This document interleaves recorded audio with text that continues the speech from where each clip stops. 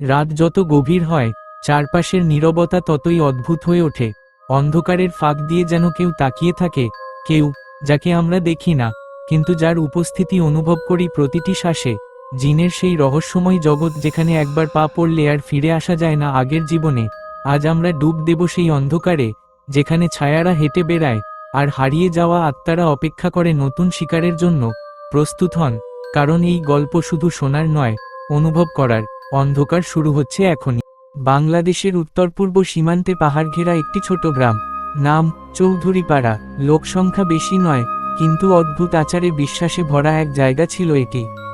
গ্রামটিকে ঘিরে আছে ঘন বন, যেখানে কেউ রাতের পর ঢোকে না। মানুষ বলে ওই বনের ভেতর বাতাস থাকে না, থাকে অন্য কিছু। এই গ্রামে বহু বছর ধরে অদ্ভুত ঘটনাগুলো ঘটছিল। রাস্তার ধারে কারো ছায়া দেখা যেত, অথচ মানুষটিকে খুঁজে পাওয়া যেত না। মাঝরাতে দরজায় টোকা পড়ত, কিন্তু বাইরে কাউকে দেখা যেত না। হঠাৎ অচেনা কারো কণ্ঠস্বর ডাকত, কখনো নাম ধরে, কখনো অকারণে অচেনা ভাষায়। গ্রামের মানুষ সবকিছুই জানত, তারা এড়িয়ে যেত, কারণ জানত যা দেখা যায় না, তাকে চ্যালেঞ্জ করা যায় না। এই গ্রামেই বাস করতেন আনিস নামের এক যুবক, যার গল্পই আজ আপনাদের বলবো। আনিস ঢাকায় পড়াশোনা করত, কিন্তু তার বাবা মারা যাওয়ার পর সে গ্রামে ফিরে আসে মা এবং ছোট বোনকে দেখাশোনা করার জন্য। গ্রামে ফিরে প্রথম যে বিষয়টি তার মনে হলো সেটি অদ্ভুত নীরবতা। কেউ কথা বলে না, কেউ বাইরে বসে না, নাই কোনো খেলা, নাই শিশুদের হাসি। কেউ যেন এমন কিছু দেখেছে, যেটা তাদের ভিতর থেকে শুষে নিয়েছে। গ্রামে ফিরে এক সপ্তাহ যেতে না যেতেই আনিস লক্ষ্য করে, প্রতিদিন ভোরবেলা তার বাড়ির পেছনের দিকে কেউ যেন হাঁটে, পায়ের টুপটাপ শব্দ, অথচ সেখানে কেউ নেই। এক রাতে সে সাহস করে জানালা দিয়ে বাইরে তাকায়, আর তখনই একটি লম্বা, পাতলা, অস্বাভাবিক কালো ছায়া হঠাৎ দৌড়ে যায় তার উঠোনের দিকে। এত দ্রুত, যেন মানুষের দৌড় নয়, বরং যেন বাতাস চলে গেল। আনিসের গায়ে কাঁটা দিয়ে ওঠে। মা আর বোনও শুনেছে এসব, কিন্তু কেউ মুখ খোলে না। মা শুধু একটি কথা বলেছিল, বাবা, যেখানে ছায়া খুঁজবে, সেখানেই জেগে উঠবে, দেখবা না। কিন্তু মানুষ যত ভয় পায়, কৌতূহল ততই বাড়ে। একদিন গ্রামের মসজিদের ইমাম সাহেব আনিসকে ডেকে বলেন, তুমি কি বনের উত্তর প্রান্ত চিনো? আনিস মাথা নাড়ে, ওখানে কিছু জিনিস ঘটছে, গত রাতে আওয়াজ শোনা গেছে। কী ধরনের আওয়াজ? ইমাম সাহেব নিচু স্বরে বলেন, মানুষের নয়। এতদিন গ্রামবাসীর গল্পকে কুসংস্কার ভেবেছিল আনিস, কিন্তু এবার সে নিজেই সিদ্ধান্ত নিল, সবকিছু নিজের চোখে দেখবে। রাত নেমে এল, চাঁদের আলো নেই, কুয়াশা যেন বনের মুখ ঢেকে রেখেছে। আনিস একটি টর্চ আর কাঠের দা নিয়ে বের হলো। যখন সে নিষিদ্ধ অংশে পৌঁছালো, তখন বাতাস হঠাৎ থেমে গেল। এত নিস্তব্ধতা, যেন পৃথিবীর সব শব্দ বন্ধ হয়ে গেছে। ঠিক তখনই বনের ভেতর থেকে মেয়েলি হাসির শব্দ শোনা গেল। হাসি, যা মানুষের হতে পারে, আবার নাও হতে পারে। আনিস টর্চ চালালো, আলো গাছের কাণ্ডে পড়ল। হঠাৎ দেখে, গাছের উপরে উল্টো হয়ে এক ছায়া লটকে আছে, চুল নিচে ঝুলে আছে, মুখ নিচের দিকে, শুধু চোখ দুটো জ্বলজ্বল করছে। আনিস ভাবল হয়তো মানুষ, কিন্তু ছায়াটি 3 সেকেন্ডের মধ্যে এক গাছ থেকে আরেক গাছে লাফ দিল, মানুষের চেয়ে অন্তত 4 গুণ দূরত্ব। হাসির শব্দ থেমে গেল, তারপর শোনা গেল, আনিস, ফিরে যা। তবে এই কণ্ঠ নারীর নয়, পুরুষেরও নয়, মানুষের কণ্ঠ তো নয়ই, এটা যেন বাতাসের ভিতর থেকে উঠে আসা কোনো কান্নামাখা ডাক। আনিস দৌড়ে বাড়ি ফিরে আসে, কিন্তু সে জানত না, যা সে দেখেছে, তা তাকে ছাড়বে না। সেদিন রাত 12টার পরে আনিসের ঘরের দরজায় টোকা পড়ল, টক টক টক। আনিস চমকে উঠল, মা বা বোন নয় নিশ্চয়ই, তারা এমন রাতে কখনোই ঘর ছাড়ে না। দরজার বাইরে থেকে মেয়েলি কণ্ঠ শোনা গেল, দরজা খুলো, আমি পথ হারিয়ে ফেলেছি। আনিস জানত গ্রামের নিয়ম, রাতে কেউ দরজায় ডাকলে কখনোই খোলা যাবে না। কণ্ঠটি আবার বলল, আমি ঠান্ডায় মরে যাব, খুলো। কণ্ঠের মধ্যে এক ধরনের শূন্যতা ছিল, এক ধরনের অনুরোধ, এক ধরনের না বলতে পারার চাপ। অথচ আনিস জানত, এই কণ্ঠ মানুষের নয়।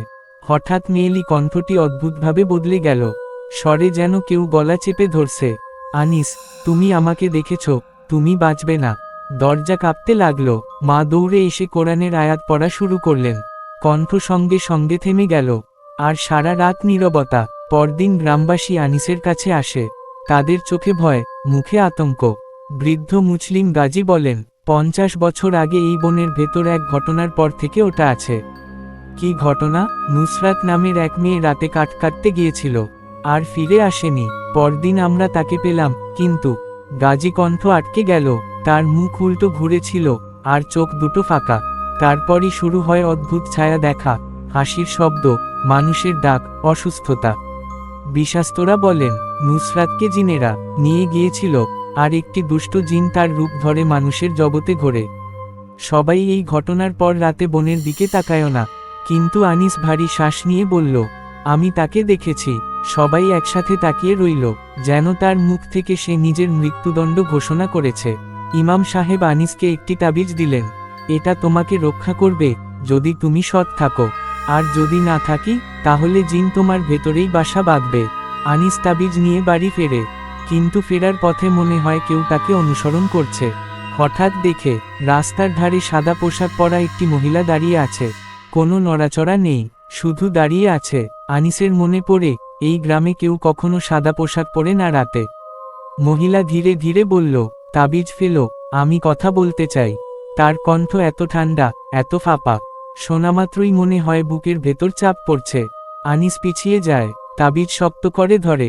মহিলা হঠাৎ বিকট হাসি দিয়ে অদ্ভুতভাবে পিছন দিকে উল্টো ছুটে যায় বোনের দিকে, অতিমানবিক গতিতে। 3 রাত ধরে আনিস ঘুমাতে পারে না। প্রতিদিনই কেউ তাকে ডাকে। মাঝরাতে সে চোখ খুলে দেখে, তার ঘরের কোণে একটা মানুষের আকার দাঁড়িয়ে আছে, কিন্তু মুখ নেই, কোনো বৈশিষ্ট্য নেই, শুধুই ছায়া।